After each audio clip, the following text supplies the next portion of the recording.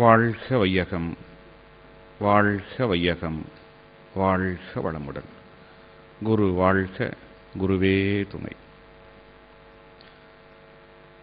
பிரபஞ்ச பரிணாமம், உயிரின பரிணாமம், இந்த இரண்டையும் ஆழமாக சிந்தனை செய்து அந்த சுத்த வெளியிலே இருந்து தொடங்கி படிப்படியாக வந்து மனிதன் என்ற நிலை வரை வந்து நாம் என்ற நிலை வரை வந்து அந்த மனதாலே விரிந்து நின்று அனைத்துமே இறைநிலையின் மாற்றமாகத்தான் இருக்கிறது. எல்லாவற்றிலும் அந்த இறைநிலையின் பேராற்றலும் பேரறிவும் விளங்கிக் கொண்டிருக்கிறது. எல்லா உயிரிடத்திலும் அன்பும் கருணையுமாக மலர்ந்து நிற்கின்றது என்ற ஒரு பாவனை, ஒரு அகக்காட்சி, மனதுக்குள்ளே ஒரு மகிழ்ச்சி. இதுதான் இந்த இறைநிலை தவத்தினுடைய ஒரு அர்த்தம். இதற்கு நாம் இந்த பிரமஞானத்து வரக்கூடிய அந்த பாடலை எடுத்துக்கொள்ளலாம். அந்த பாடலில் இருக்கக்கூடிய ஒவ்வொரு வரியையும் மனதுக்குள்ளாக சொல்லி பார்த்து அந்த ஒவ்வொரு வரிக்குள்ளும் இருக்கக்கூடிய கருத்துக்களை எல்லாம் ஆழமாக மகரிஷி சொன்ன வழிகளிலே சிந்தனை செய்து கொண்டு வந்தால் அதுவே நம்முடைய பிரம்மஞான தவமாக மாறிவிடும். இறைவழியே தன்னிருக்க சூழ்ந்தெழுத்து மாற்றல் என்று சொல்லுகின்ற போது அந்த இறைவழி எப்படிப்பட்டது? எல்லையில்லாதது, பேராற்றல் மிக்கது, பேரறிவு மிக்கது, கருமையானது. Almighty, the singular, everlasting, ever increasing, divine, dark, mighty, transparent, fluid, with self-compressive surrounding pressure folds. இந்த எல்லா விளக்கங்களையும் அந்த நிலையிலே நாம் சிந்தனை செய்து பார்க்கலாம்.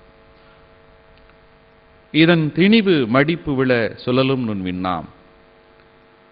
இந்த பேராற்றல் மிக்க அந்த சுத்தவெளி தன்னைத்தானே இறுக்கிக் கொள்கின்ற போது நொறுங்கிய நிலைதான் இறைத்துகள் என்பது. ஒவ்வொரு இறைத்துகளும் வேகமாக சுழன்று கொண்டிருக்கக்கூடியது, மிக மிக சிறியது. இந்த பாவனையிலே அந்த இறைத்துகளை மனதிற்குள்ளே நினைத்து பார்க்கின்றோம்.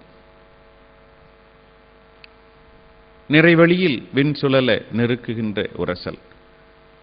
இப்படி இறைத்துகள்கள் தோன்றி அந்த இறைத்துகள்கள் ஒன்று சேர்ந்து விண் உருவாகி அந்த விண் சுழன்று கொண்டிருக்கக்கூடிய காட்சி எங்கு பார்த்தாலும் இப்பொழுது அந்த இறைத்துகளிலிருந்து ஒரு மாற்றம் பெற்ற விண், அந்த விண்கள் நிறைந்த ஒரு மண்டலம், விண் மண்டலம், அதை பாவனை செய்து பார்க்கின்றோம். அப்படி அந்த விண் சுழலுகின்ற போது அந்த சுத்தவெளியின் அழுத்தத்தால் அங்கே ஒரு உரசல் ஏற்படுகிறது. உள்ளே இருந்து இறைத்துகள்கள் தெரித்து ஓடி வருகின்றன. அந்த நிலையை பாவனை செய்து பார்க்கின்றோம். இப்படி ஒவ்வொரு வரியாக மனதிற்குள்ளே சொல்லி சொல்லி சொல்லி பார்த்து அந்த வரிக்கு உரிய அர்த்தங்களை மனதிற்குள்ளே பாவனை செய்து பார்க்கின்றோம். அதுவே நம்முடைய அந்த இறைநிலை தவமாக வந்துவிடும். அடுத்ததாக ஆதி என்னும் பரம்பொருள் மெய் எழுச்சி பெற்று அந்த பாடலை கூட எடுத்துக்கொள்ளலாம். அதை எடுத்துக்கொண்டாலும் அதுவும் படிப்படியாக இப்படித்தான் வந்து கடைசியிலே அந்த சுத்த வெளியோடு ஒன்றிருக்கக்கூடியதாக இருக்கும். அழுத்தம் எனும் உந்தாற்றல் ஒன்றை கொண்டே அந்த கவியை எடுத்துக்கொண்டாலும் சரி, வரி வரியாக யோசனை செய்கின்ற போது அதுவும் அப்படித்தான் வந்து சேரும். நமக்கு பழக்கமான கவி என்பதால் இந்த பிரம்மஞான பாடலை எடுத்துக்கொள்ளலாம். இப்படி ஒவ்வொரு வரியாக மனதிற்குள்ளாக சொல்லி பார்த்து அந்த வரிக்கு உரிய அர்த்தங்களை எல்லாம் நாமே மனதிற்குள்ளே பாவனை செய்து கொண்டு வந்து நமக்கு தெரிந்த வகையிலே பாவனை செய்து கொண்டு வந்து கடைசியிலே அந்த உயிரின பரிணாமம் என்ற நிலை. இப்ப இதுவரை சொன்னதெல்லாம் அந்த பிரபஞ்ச பரிணாமத்தோடு வரக்கூடியது. அடுத்து உயிரின பரிணாமத்தில் வரக்கூடிய நிலை, ஜீவகாந்தமாக வரக்கூடிய நிலை, ஓர் அறிவிலிருந்து 6 அறிவு வரக்கூடிய நிலை. அப்ப பின்னர் 6 அறிவு வந்த பின்னர் அது மனிதன் என்ற நிலையிலே, மனம் என்ற நிலையிலே அந்த அறிவு விரிந்து விரிந்து விரிந்து இன்று இந்த விஞ்ஞான யுகமாக இருக்கக்கூடிய நிலை, நாம் என்ற நிலை வரை வந்திருக்கின்றோம். இப்ப இதுவரை தொடர்ந்து வந்தது எது? அந்த சுத்த வெளிதான், அந்த பேராற்றல் தான், அந்த பேரறிவு தான். இத்தனை உருவமாகவும் அந்த உருவத்திற்குள்ளே அடங்கியிருக்கூடிய குணங்களாகவும் அதுவே ஜடப்பொருளாகவும் அந்த ஜடப்பொருள் ஒன்று சேர்ந்த ஜீவனாகவும் மாறியிருப்பது அதே சுத்தவெளிதான். அந்த சுத்தவெளிதான் ஓர் அறிவு உள்ள தாவரம் என்ற நிலையிலிருந்து அதுதான் மாற்றம் பெற்று கடைசியிலே மனிதன் நான் என்ற நிலை வரை உயர்ந்து இருக்கிறது. என்னை போன்று இன்னும் பார்க்கக்கூடிய இத்தனை ஜீவன்கள், உயிரினங்கள் எல்லாம் அப்படித்தான் வந்தவை. ஆக பார்க்கக்கூடிய எல்லாமே ஜடப்பொருளாக எடுத்துக்கொண்டாலும் சரி, ஜீவனாக எடுத்துக்கொண்டாலும் சரி, எல்லாமே அந்த சுத்தவெளியின் மாற்றம்தான், தன்மாற்றம்தான் கடைசியிலே அந்த நிலையை அடைந்திருக்கின்றது. ஆக எந்த பொருளை பார்த்தாலும் அதை இறைநிலையாக பார்க்கக்கூடிய நிலை, எந்த ஒரு ஜீவனை பார்த்தாலும் அதை இறைநிலையாக பார்க்கக்கூடிய நிலை. அப்ப யாரும் நமக்கு விரோதிகள் என்பது கிடையாது, யாரும் நமக்கு பகைவர்கள் என்பது கிடையாது, நமக்கு வேண்டாத பொருள் என்பது ஒன்றுமில்லை. எல்லாமே அந்த இறைநிலைதான் மாறி மாறி மாறி அந்த நிலையிலே வந்திருக்கின்றது. ஆக எல்லா பொருட்களோடும் ஒரு மனதான ஒரு தொடர்பு, எல்லா ஜீவன்களோடும் ஒரு அன்பும் கருணையும் நிறைந்த ஒரு தொடர்பு. அந்த நிலையிலே மனதை விரித்து நின்று பார்த்து, எப்படி ஒரு உயர்ந்த கோபுரத்தில் இருந்து பார்த்தால் கீழே இருக்கக்கூடிய எல்லா பொருட்களும் தெளிவாக தெரிகிறதோ, அதுபோன்று அந்த சுத்தவெளிதான் மாற்றம் பெற்று இத்தனையுமாக வந்திருக்கிறது என்று அந்த நிலையிலே நின்று அனைத்தையும் பார்க்கின்ற போது எல்லாம் அந்த சுத்தவெளியின் மாற்றம்தான். அதுதான் பஞ்சபூதங்களாக, அதுதான் பார்க்கக்கூடிய இந்த அண்டமாக, அதுதான் சூரியனாக, சந்திரனாக, பூமியாக, அதுதான் தாவரமாக, புழுவாக, பூச்சிகளாக, ஆடு மாடு விலங்குகளாக, மனிதனாக, கணவனாக, மனைவியாக, அண்ணனாக, தம்பியாக, சமுதாயமாக, எல்லாமே அந்த இறைநிலைதான் மாற்றமற்று நின்று கொண்டிருக்கிறது. ஆகவே நான் பார்க்கக்கூடிய அத்தனை பொருளையும் நான் மதிக்கின்ற போது நான் இறைவனை மதிக்கின்றேன்.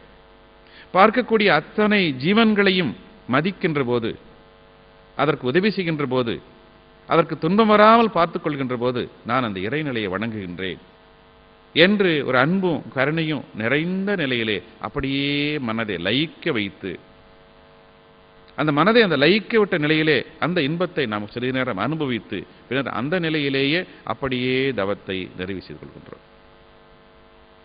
இதுதான் இந்த இறைநிலை தவத்தினுடைய ஒரு சாராம்சம்.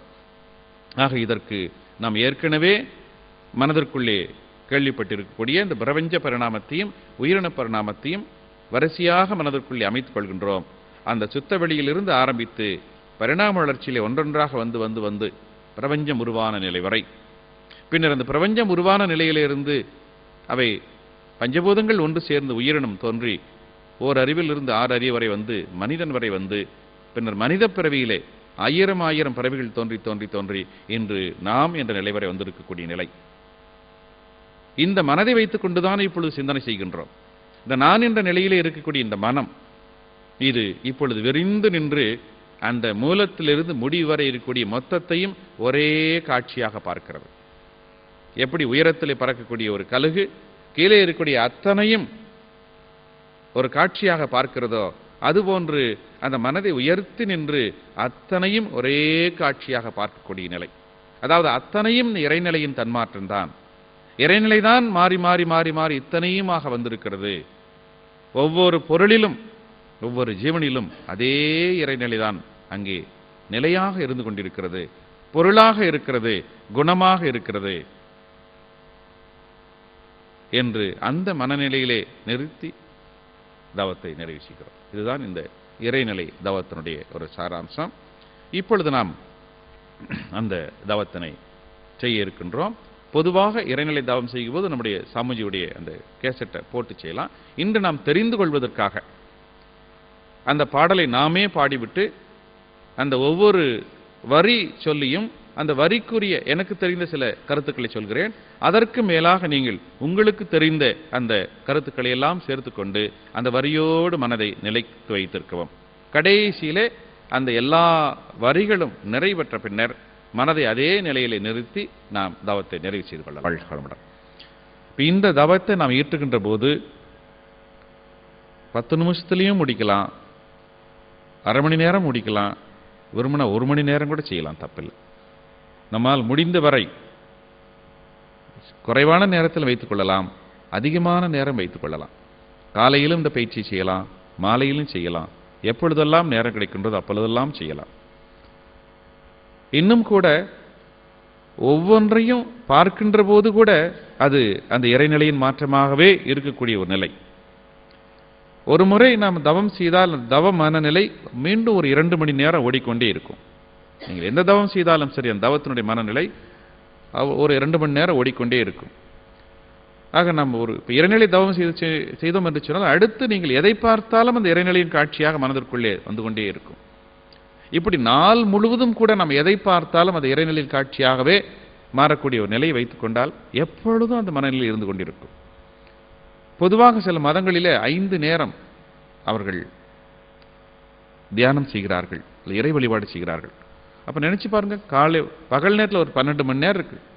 ஒரு தடவை தவம் பண்ணா ஒரு 2 மணி நேரம் அந்த மனநிலை இருக்கும்னா 5 தடவை தவம் பண்ணா 5 2 2 10 மணி நேரம் அந்த மனநிலையே இருக்கிறாங்க. பகல் முழுவதும் அந்த மனநிலையிலேயே இருந்து கொண்டிருப்பார்கள். அதுதான் சரியான அந்த நிலை.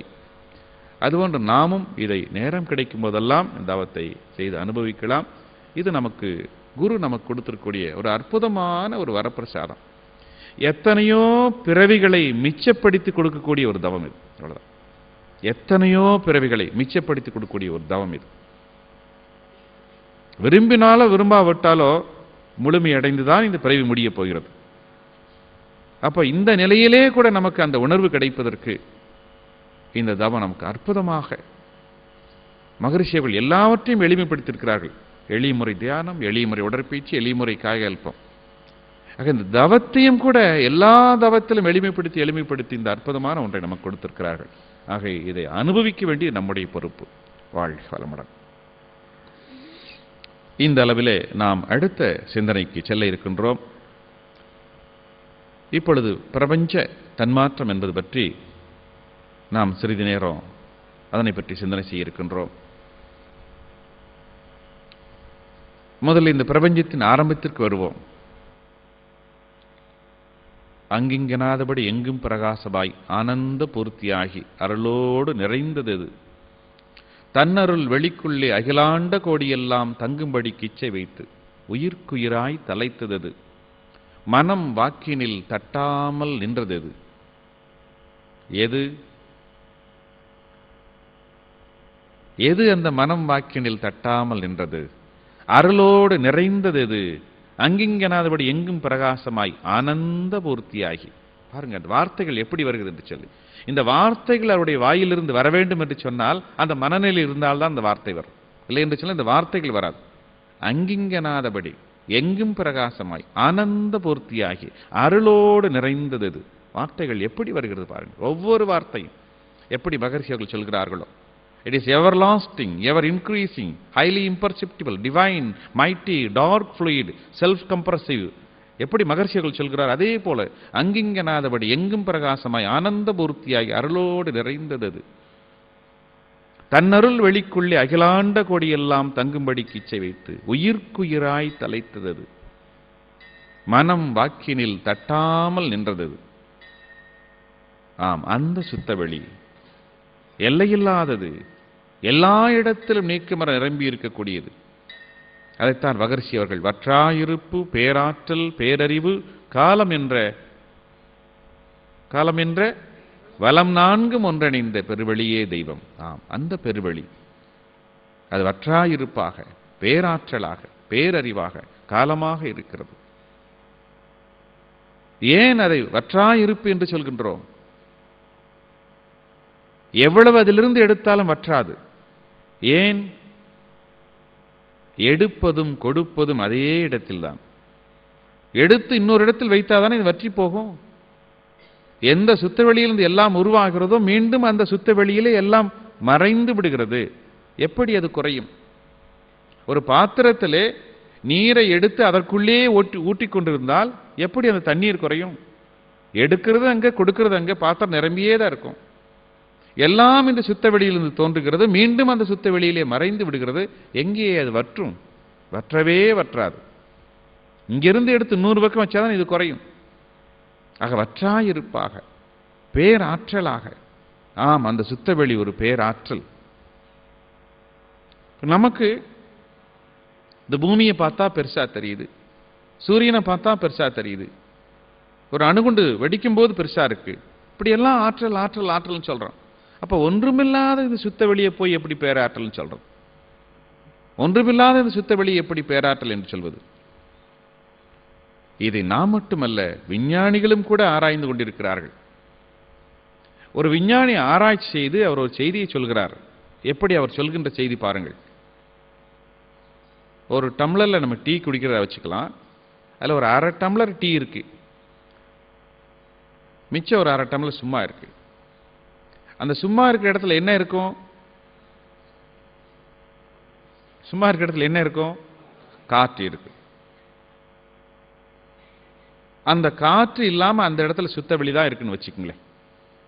அப்படி வந்து ஒரு அரை டம்ளர் சுத்த வெளியில் இருக்கக்கூடிய ஆற்றலை எடுத்துக்கொண்டு அதை மட்டும் பயன்படுத்தினாலே ஒரு பெரிய நகரத்தையே அழித்து விடலாம் என்று சொல்கிறார்.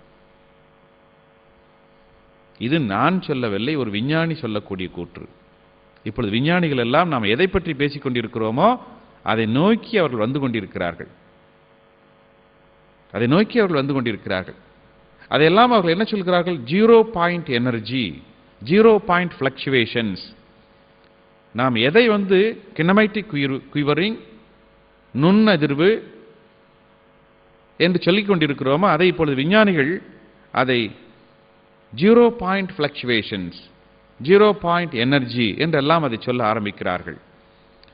ஆக எந்த ஒன்று அது அணுக்கள் இல்லாத வெற்றிடமாக பாவனை செய்யப்பட்டதோ அது ஒன்றுமில்லாததல்ல, அதுதான் பேராற்றல் மிக்கது, பேரறிவு மிக்கதாக இருக்கிறது. அது ஒன்றுமில்லாதல்ல, அதுதான் அனைத்தையும் உருவாக்கக்கூடிய பக்குவத்தை பெற்றிருக்கிறது. அப்படி அந்த சுத்தவெளி, அந்த பேராற்றல். ஏன் அதை நாம் மூலம் என்று சொல்கிறோம்?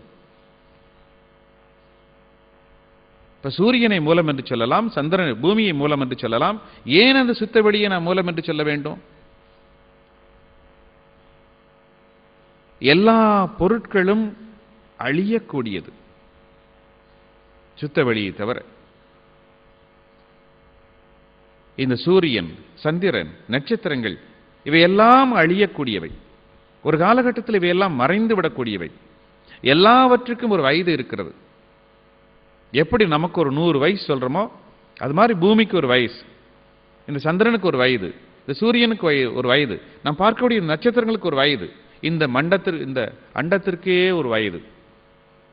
அப்ப இதற்கெல்லாம் ஒரு வயது நிர்ணயித்து விட்டால் இவை தோன்றுவதற்கு முன்னர் எப்படி இருந்திருக்கும் அல்லது மறைந்த பின்னர் எப்படி இருந்திருக்கும்?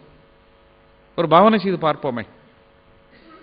சூரியன் தோன்றவில்லை, பூமி தோன்றவில்லை, சூரிய மண்டலத்தில் ஒன்று கூட தோன்றவில்லை, நட்சத்திரங்கள் தோன்றவில்லை. அப்ப எப்படி இருந்திருக்கும்? ஏன்னா இதுக்கெல்லாம் ஒரு வயசு இருக்கு. இன்னைக்கு பூமிக்கு சுமாரா சொல்லும் போது 596 கோடி வருடம் என்று சொல்கிறார்கள். 596 கோடி வருடம் என்று சொன்னா அந்த 596 கோடி வருஷத்துக்கு முன்ன பூமி என்ற ஒன்று இல்லை. அப்ப அது மாதிரி ஒவ்வொன்றுக்கும் ஒரு வயசு சொல்றோம். அப்ப அதுக்கு முன்னர் அது ஒன்று இல்லை. சூரியன் ஒண்ணு இல்லை ஒரு காலத்துல, இந்த நட்சத்திரங்கள் இல்லை ஒரு காலத்துல. அப்ப எப்படி இருந்திருக்கும்? எல்லாம் அந்த சுத்த வெளியாகத்தான் இருந்திருக்கும்.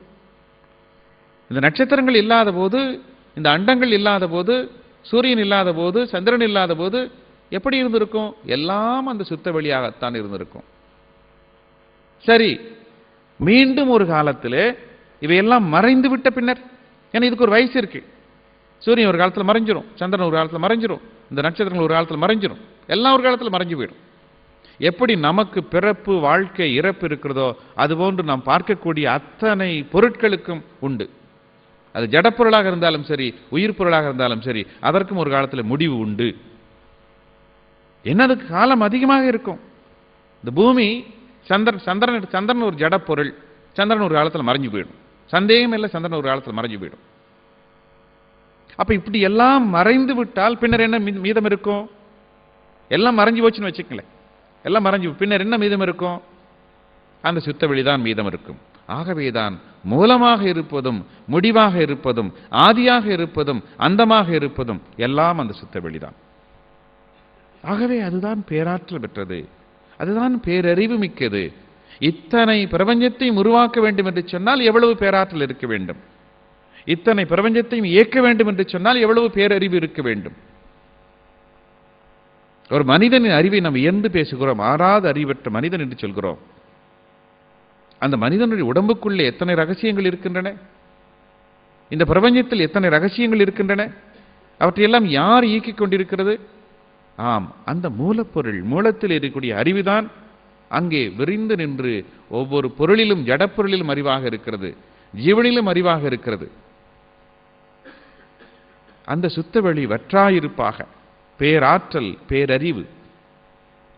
காலம், அது என்ன காலம் என்று சொல்கிறோம்? அந்த சுத்தவெளிக்கு காலம் என்றால் வயது என்ற ஒன்று உண்டா? அப்ப ஏன் அந்த காலம் என்பதை சுத்தவெளிக்கு நாம் சொல்கிறோம்? காலம் என்ற ஒன்று, இப்ப நமக்கு காலம் சொன்னா 100 வயசு வாழக்கூடிய காலம் சொல்றோம். அப்ப சுத்தவெளிக்கு காலம் என்பது எப்படி குறிக்கும் அதை? ஆம், இந்த காலத்தை எல்லாம் உருவாக்கக்கூடிய நிலை அந்த சுத்தவெளிதான். காலத்தை உருவாக்குவதற்கு மூலமாக இருப்பது அந்த சுத்தவெளிதான். எனக்கு 100 வயது என்று சொன்னால் எனது 100 வயதை நிர்ணயம் செய்வது இது சுத்தவெளிதான். இந்த செடி வளர்ந்து 1 மாதத்தில் முடிகிறது என்று சொன்னால் இந்த காலத்தை நிர்ணயிப்பது அந்த சுத்தவெளிதான். இந்த ஒரு விலங்கு ஒரு 150 வருடம் வாழ வேண்டும் என்று சொன்னால் அதை நிர்ணயிப்பது அந்த சுத்தவெளிதான். எது நிர்ணயிக்கிறது? அந்த சுத்தவெளியின் நுண் அதிர்வுதான். இத்தனை அதிர்வுகள் இருந்தால் இந்த செடி முளைக்கும், இத்தனை அதிர்வுகள் வந்தால் இந்த செடி பூ பூக்கும், இத்தனை அதிர்வுகள் வந்தால் இந்த செடி காய்க்கும், இத்தனை அதிர்வு வந்தால் இந்த செடி காய்ந்து விடும் என்று எல்லாவற்றையும் நிர்ணயிப்பது அந்த அதிர்வின் காலநிலைதான். ஆகவே சுருக்கமாக மகசிகள் சொல்லும்போது 2 அதிர்வுக்கு இடைப்பட்ட தூரத்தை காலம் என்று மகசிகள் சொல்கிறார்கள். ஆக அந்த சுத்த வெளியில் இருக்கக்கூடிய அந்த நுண் அதிர்வு, அந்த அதிர்வுதான் எல்லாவற்றுக்கும் காலத்தை நிர்ணயிக்கிறது. ஒரு மனிதன் வாழ வேண்டும் என்று சொன்னால் அதுல ஒரு 10 கோடி அதிர்வுகள் என்று சொன்னால் அது ஒரு மனிதனின் வாழ்க்கை. ஒரு செடிக்கு ஒரு 5 லட்சம் அதிர்வு என்று சொன்னால் ஒரு செடியினுடைய வாழ்க்கை. இப்படி வச்சுக்கோங்க, அவ்வளவுதான். எல்லாம் அந்த அதிர்வினுடைய மடிப்புகள் தான், மடங்குகள் தான் எல்லாவற்றுக்கும் வாழ்க்கை. அவ்வளவுதான். ஒரு கம்ப்யூட்டர்ல பாத்தீங்கன்னா கம்ப்யூட்டர்ல ஒரு ஃப்ரீக்வன்சி கொடுத்திருப்பாங்க. அந்த அதிர்வு என்னவோ அதுக்கு மாதிரி இந்த கம்ப்யூட்டர் சில வேகமா வேலை செய்யும், சில மெதுவா வேலை செய்யும். அதுபோன்று நமக்கு எல்லாத்துக்கும் பேசிக் ஃப்ரீக்வன்சி அந்த சுத்த வெளியில் டிட்டர்மைன் ஆயிடுது. அதுதான் நம்ம எல்லாத்துக்கும் பேசிக் ஃப்ரீக்வன்சி, நுண்ணதிர்வு. அதன் அடிப்படையிலே தான் எல்லா இயக்கங்களும் நடைபெற்றுக் கொண்டிருக்கின்றன. சரி, இப்படி உருவாகியது அந்த பேராற்றல், அந்த பேரறிவு சுத்த வெளியாக நீக்கமர எல்லா இடத்திலும் நிரம்பி இருந்தது. இப்பொழுது என்னவாகிறது? அந்த பேராற்றல் தன்னைத்தானே அழுத்துகிறது. ஏனென்று சொன்னால் ஆரம்பத்தில் வேறு எந்த பொருளும் அங்கே இல்லாததால், இன்னொரு பொருள் இருந்தால் அந்த பொருளை சுற்றி சூழ்ந்து அழுத்தி இருக்கும். அங்கு ஒன்றுமே இல்லாததால் அது தன்னைத்தானே அழுத்திக் கொள்கிறது. ஆக முதலிலே தோன்றுவது அந்த பேராற்றல் தன்னிருக்க ஆற்றலாக மாறுகிறது. தன்னிருக்க ஆற்றலாக மாறுகிறது. அது தன்னிருக்க ஆற்றலாக மாறுகிற போது அதுதான் பேராற்றலாக விட்டதே. தன்னிருக்க ஆற்றலாக மாறுகின்ற போது இப்பொழுது என்னவாகிறது? இங்கே ஒரு அதிர்வும் நடைபெற்றுக் கொண்டிருப்பதாலே ஆங்காங்கு சில புள்ளிகளிலே அதிர்வின் வேறுபாடு கூட குறைந்து மாறுவதற்கு ஏற்ப சில புள்ளிகளிலே அந்த அதிர்வு அங்கே சுழற்சியாக மாறுகிறது.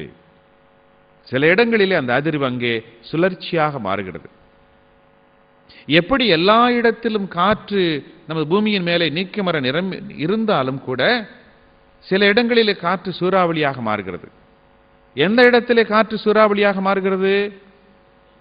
காற்றினுடைய அழுத்தம் குறைகின்ற போதோ கூடுகின்ற போதோ. குறைகின்ற போது சுற்றிலும் இருக்கக்கூடிய காற்று ஓடி வருகிறது, ஓடி வந்து ஒன்று சேர்கின்ற போது சுழற்சியை ஏற்படுத்தி விடுகிறது. அதை நாம் சூறாவளி என்று சொல்கிறோம். சிறிய அளவாக இருந்தால் சின்ன சுழல் காற்றுன்னு சொல்றோம், பெரிய அளவில் இருக்கும்போது சூறாவளி என்று சொல்கிறோம். அதுபோன்று எல்லா இடத்திலும் நீக்கமர நிரம்பி இருக்கக்கூடிய சுத்தவெளி சில இடத்திலே அந்த அழுத்த வேறுபாடு ஏற்படுகின்ற போது அந்த இடத்தை சரி செய்வதற்காக சுற்றிலும் இருக்கக்கூடிய சுத்தவெளி அழுத்துகின்ற போது அங்கே ஒரு சின்ன சுழற்சி ஏற்படுகிறது. இப்படி அந்த சுழற்சி ஏற்பட்ட நிலை. ஆகவே அங்கு சுழல்வது எது? சுத்தவெளிதான். அந்த சுழலும் சுத்தவெளி மிக மிக சிறிய இடத்தை அடைத்துக் கொள்கிறது. ஏன்? பேராற்றல் மிக்க சுத்தவெளி அதை அழுத்திக் கொண்டிருக்கிறது. அத்தனை பேராற்றலையும் இது தாங்க வேண்டும். ஆகவே அதை அழுத்தி அழுத்தி அழுத்தி அதைவிட சிறியதாக மாற முடியாது என்ற நிலையிலே மிக மிக சிறிய இடத்திற்குள்ளே அந்த சுத்தவெளி சுழன்று கொண்டிருக்கிறது. அதைத்தான் இறைத்துகள் என்று சொல்கிறோம். ஆக அந்த இறைத்துகள் என்பது அதைவிட சிறியது வேறொன்றும் இல்லை, அதைவிட வேகமாக சுழல்வதும் வேறொன்றும் இல்லை. இந்த பிரபஞ்சத்திலே வேகமான சுழற்சி என்று சொன்னால் இறைத்துகள் தான், மிக மிக மிக சிறியது என்று சொன்னால் இறைத்துகள் தான். ஆக இந்த மிக மிக மிக சிறியது மிக மிக மிக வேகமாக சுற்றக்கூடியது எங்கே இருந்து தோன்றுகிறது? எதிலிருந்து தோன்றுகிறது? சுத்தவெளியிலே. சுத்தவெளி எப்படிப்பட்டது? அதைவிட பெரியது ஒன்றுமில்லை, அதைவிட ஆற்றல் மிக்கது ஒன்றுமில்லை. அப்ப இந்த இறை துகளை சின்ன சாமின்னு வச்சுக்கிட்டா, சுத்தவெளிய பெரிய சாமின்னு வச்சுக்கலாம். இதை விட சின்ன சாமி வேற ஒண்ணுமே இல்லை பாருங்க, அதை விட பெரிய சாமி வேற ஒண்ணுமே இல்லை. எந்த ஒன்று எல்லா இடத்திலும் நீக்கமர நிரம்பி இருக்கிறதோ அதில் இருந்து தோன்றிய இந்த சுழலும் சுத்தவெளிதான் இறைத்துகள். அதை விட சிறியது வேறொன்றுமில்லை, அதை விட வேகமாக சுற்றுவதும் வேறொன்றுமில்லை. ஏன் அதை விட வேகமாக சுற்றுறது வேறொன்று இருக்க முடியாது? சுத்தவெளியின் மொத்த அழுத்தமும் அங்கே செயல்படுகிறது. அதை தாங்க வேண்டும் என்று சொன்னால் அவ்வளவு வேகமாக சுத்தினாதான் தாங்க முடியும், இல்லைன்னா சுழற்சி நின்று போயிடும். ஆகவே அது வேகமாக சுற்றுகிறது. இதுதான் இறைத்துகள்.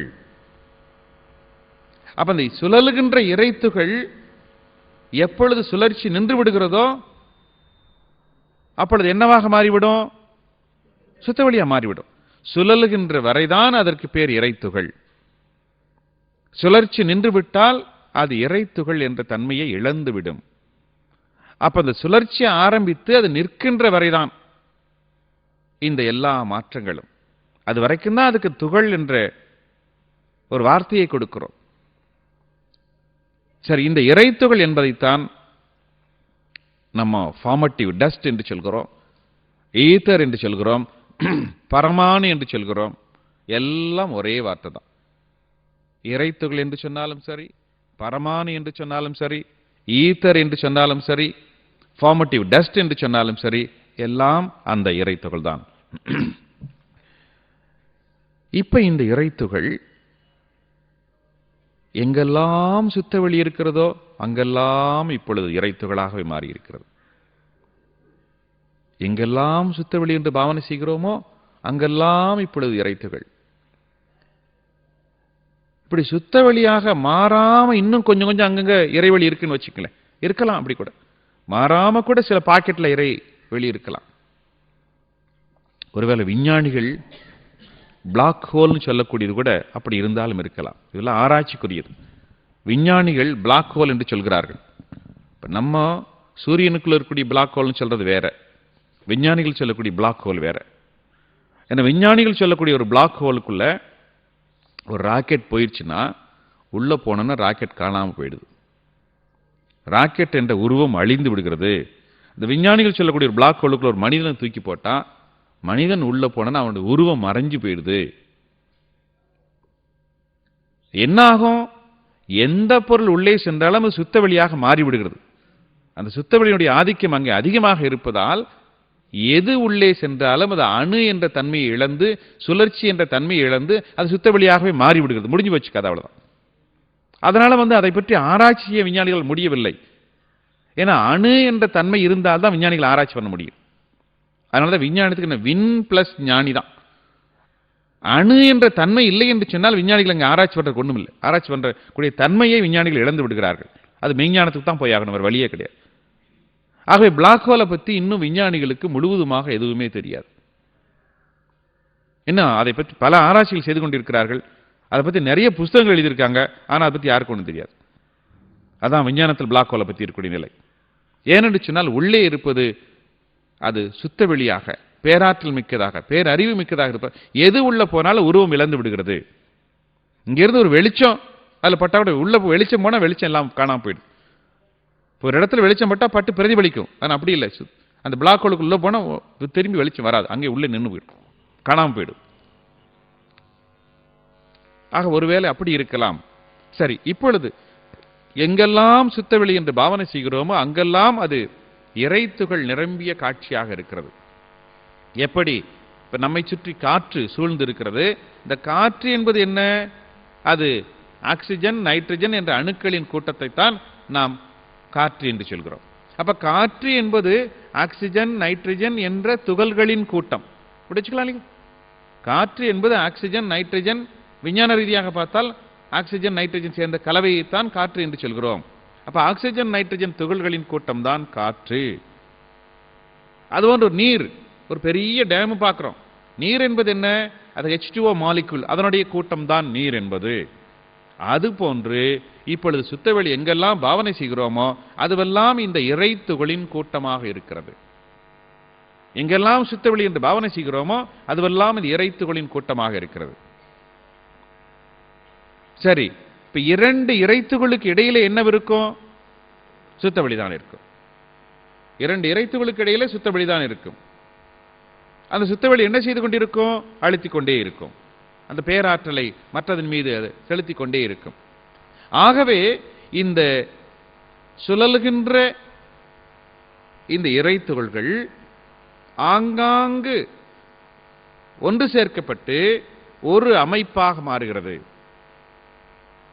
அந்த அமைப்பிற்குள்ளே எவ்வளவு இறைத்துகள் இருக்கும்? அதற்குள்ளே பல கோடிக்கணக்கான இறைத்துகள் இருக்கலாம். அப்படி கோடிக்கணக்கான இறைத்துகள் சேர்ந்த ஒரு அமைப்பை அதைத்தான் என்ன சொல்கிறோம்? விண் என்று சொல்கிறோம். மகரிஷியின் பெயராலே வேதான் என்று சொல்லலாம். அந்த விண் என்பது, வேதான் என்பது அதற்குள்ளே கோடிக்கணக்கான இறைத்துகள் சேர்ந்த ஒரு கூட்டமைப்பு தான். இவையெல்லாம் ஆராய்ச்சிக்கு எடுத்துக்கொள்ளப்பட வேண்டும். விஞ்ஞானிகள் பின்னர் ஆராய்ச்சிதால் இன்னும் பல உண்மைகள் வெளிப்படும். அந்த விண்ணுக்குள்ளே அடங்கியிருக்கூடிய அத்தனை இறைத்துகளும் ஒரே சுழற்சியில் இருக்கிறதா, வெவ்வேறு சுழற்சியில் இருக்கிறதா, எல்லாம் ஆராய்ச்சிக்குரியது. கண்டிப்பாக உள்ளே இருக்கக்கூடிய ஒவ்வொன்றும் கொஞ்சம் கொஞ்சம் வேக வித்தியாசத்தில் இருந்தாதான் ஒரு குரூப் சேர முடியும். அப்படி உள்ளே கோடிக்கணக்கான இறைத்துகள் சேர்ந்து உருவாகின்ற ஒன்றுதான் அது விண் என்று சொல்கிறோம், வேதான் என்று சொல்கிறோம்.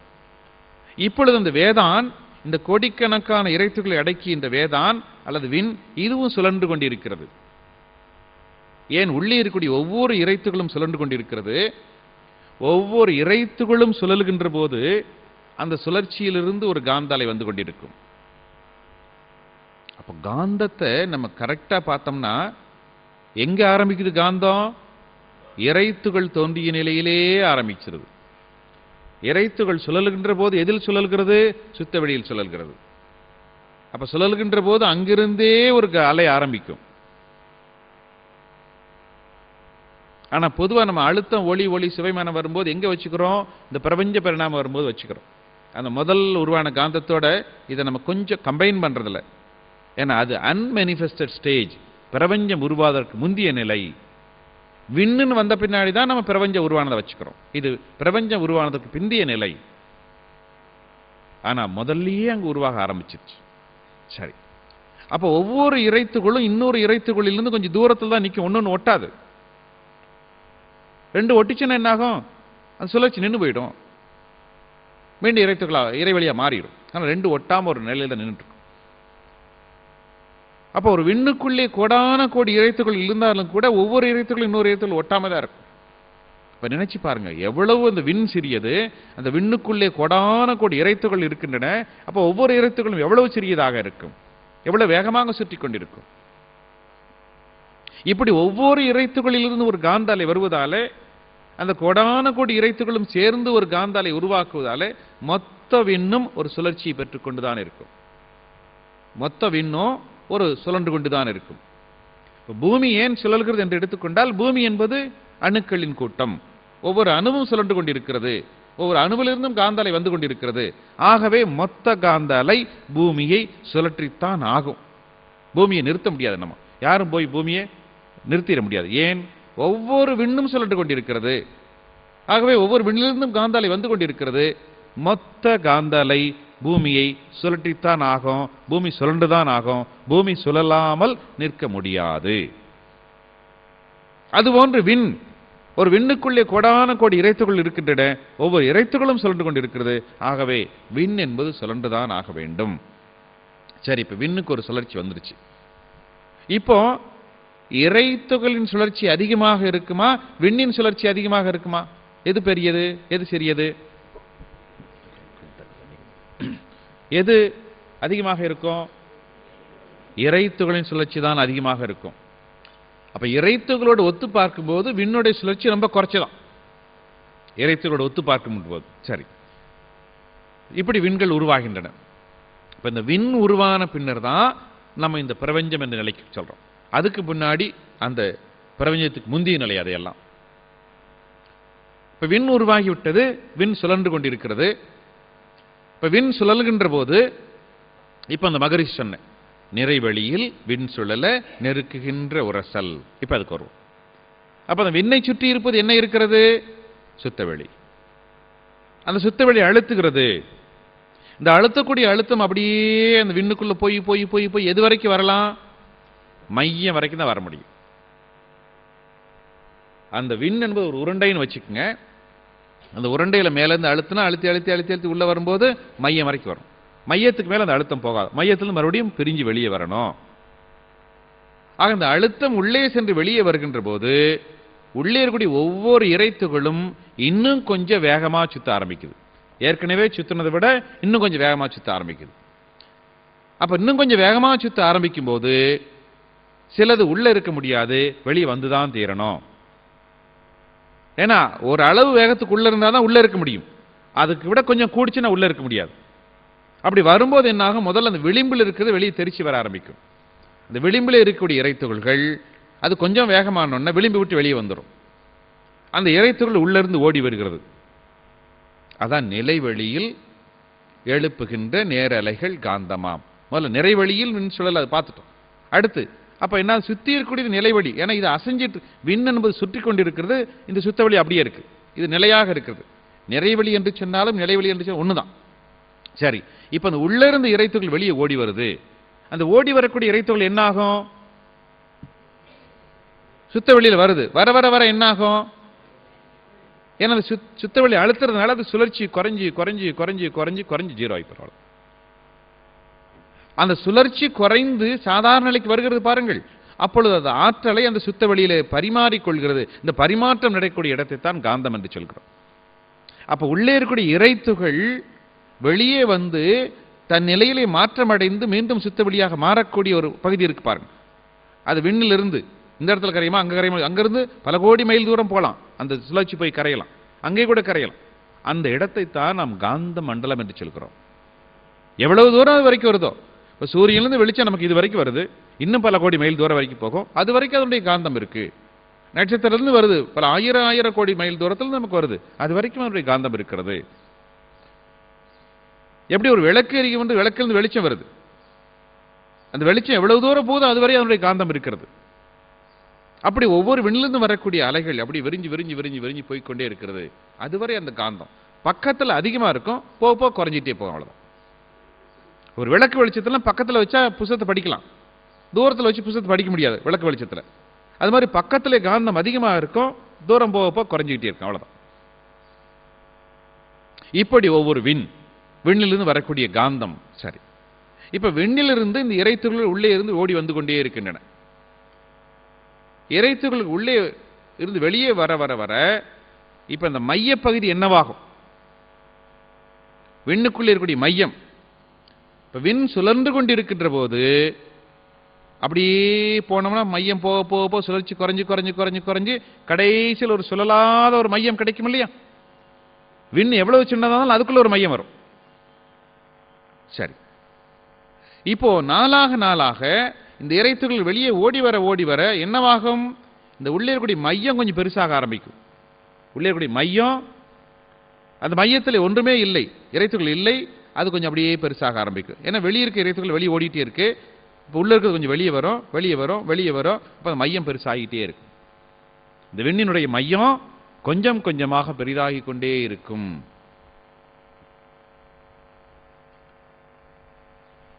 அப்ப விண்ணுடைய மையம் பெரிதாகிறது என்று சொன்னால் அங்கே என்ன அதிகமாகிறது? அங்கே சுத்தவெளி அதிகமாகிறது.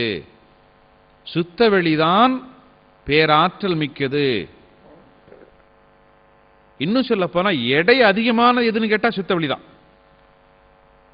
ஆற்றல் விஞ்ஞானத்தில் ஐன்ஸ்டீன் விஞ்ஞானி ஒரு ரிலேஷன் கண்டுபிடிச்சார். E = mc². எம்னா எடை. எடை அதிகமான ஆற்றல் அதிகமாகும், ஆற்றல் அதிகமான எடை அதிகமாகும். அப்ப இந்த விண் என்பது இறைத்துகள் வெளியே ஓடி வர உள்ள சுத்தவெளி அதிகமாக அதிகமாக அப்ப அந்த விண்ணுக்கு என்ன ஆகிறது? எடை கூடுகிறது. உள்ளே சுத்தவெளி அதிகமாகின்ற போது அந்த விண்ணிற்கு எடை கூடுகிறது. மறுபடியும் இன்னும் கொஞ்ச நாள் ஆகுது, இன்னும் நிறைய இறைத்துகள் ஓடிட்டே இருக்கு, இன்னும் கொஞ்சம் எடை கூடுது. அதனாலதான் அந்த விண் என்பதை அது உருவாகி ஒரு காலகட்டத்திலே அதனை எலக்ட்ரான் என்று சொல்லலாம்.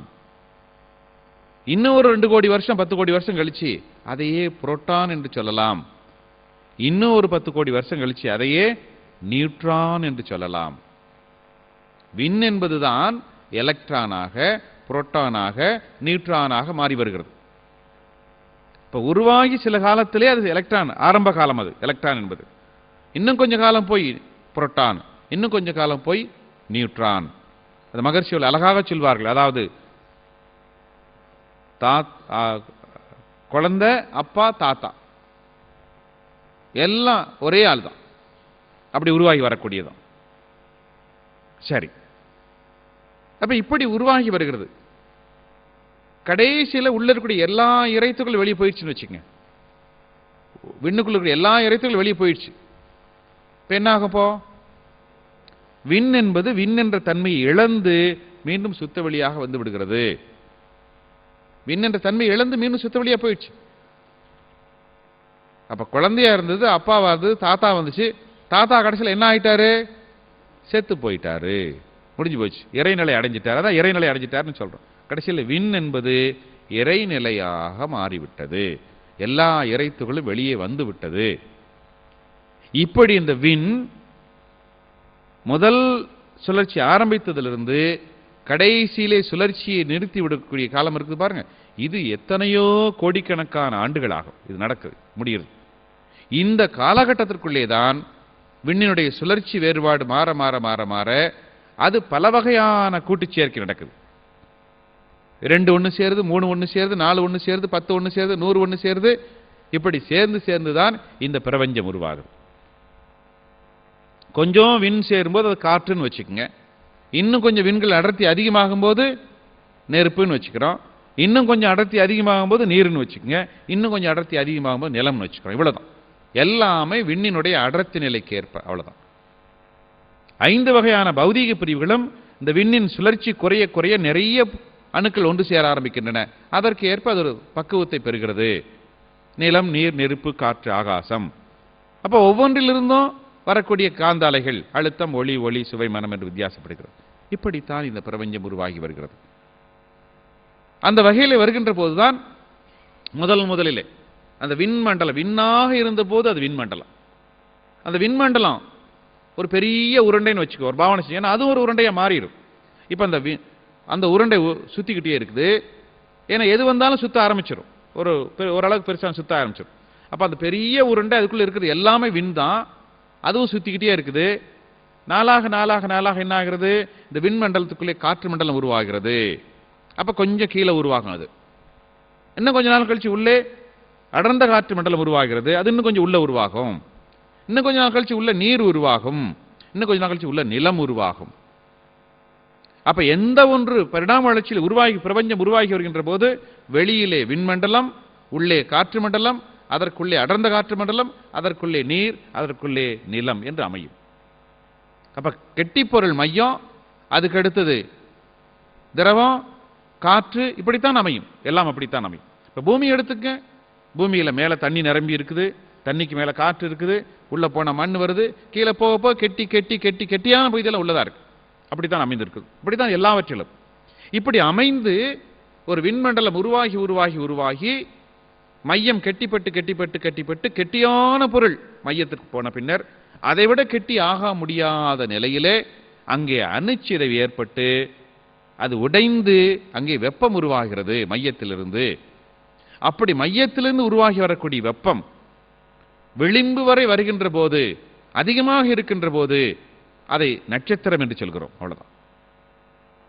விளிம்பு வரை வந்து அதிகமாக இருக்கின்ற போது நட்சத்திரம் என்று சொல்கிறோம். மையத்திலே அதிகமான வெப்பம் உருவாகிறது, அதிகமான வெடிப்பு நடந்து கொண்டிருக்கிறது. அப்படி மையத்தில் வெடிப்பு நடக்கின்ற போது அங்கிருந்து நிறைய பொருள் விசிறி எறியுது, தூசிகள்லாம் வெளியே வருது. அப்படி அந்த விண்மண்டலம் ஒரு நட்சத்திரமாக மாறுகின்ற போது அங்கிருந்து வரக்கூடிய தூசிகள்லாம் வெளியே வந்து வந்து வந்து வந்து ஒன்று சேர்ந்து ஒன்று சேர்ந்து ஒன்று சேர்ந்து அது கிரகங்களாக மாறுகிறது. அப்ப நட்சத்திரத்திலிருந்து வெளியே வரக்கூடியதுதான் கிரகங்களாக மாறும். சூரியனிலிருந்து வரக்கூடியதுதான் இன்று இத்தனை பூமி மற்ற கிரகங்களாக மாறி இருக்கிறது. இப்படி உருவான பின்னர் பூமியின் ஒன்று வந்துருச்சு, மறுபடியும் இதுக்கு ஒரு சுழற்சி வருது. அப்ப இதனுடைய மையம் கெட்டிப்பட்டு ஆரம்பிக்கும். இந்த மையத்திலிருந்து மறுபடியும் வெடிப்பு நடந்த துகள்கள் வரும், அது துணை கிரகமாக மாறும். அப்ப கிரகமாக மாறுவதெல்லாம் நட்சத்திரத்தில் வரக்கூடிய துகள்கள் ஒன்று சேர்ந்து கிரகமாக மாறுகிறது. அந்த கிரகத்திற்கும் இதே போன்று இயக்கம் நடைபெற்று அந்த கிரகத்தின் மையத்திலிருந்து தூசிகள் வெளியே வருகின்ற போது அது துணை கிரகமாக சந்திரன்களாக மாற ஆரம்பிக்கின்றன. இப்படித்தான் இந்த பிரபஞ்சம் தோன்றி வர ஆரம்பிக்கிறது. பார்க்கக்கூடிய எல்லா நட்சத்திரங்களும் அப்படித்தான். நம்முடைய சூரியன் என்பது ஒரு நட்சத்திரம். ஆக நட்சத்திரத்திற்கு தான் வெளிச்சம், வெப்பம் அதிகமாக இருக்கும். கிரகங்களுக்கெல்லாம் அது சிறியதாக இருப்பதாலே அந்த அளவுக்கு வெளிச்சம் வெப்பம் இருக்காது. ஆகவே பொதுவாக வெளிச்சம் வரக்கூடியதெல்லாம் நட்சத்திரங்கள் என்று சொல்கிறோம். அவையெல்லாம் பெரிதாக இருக்கும்.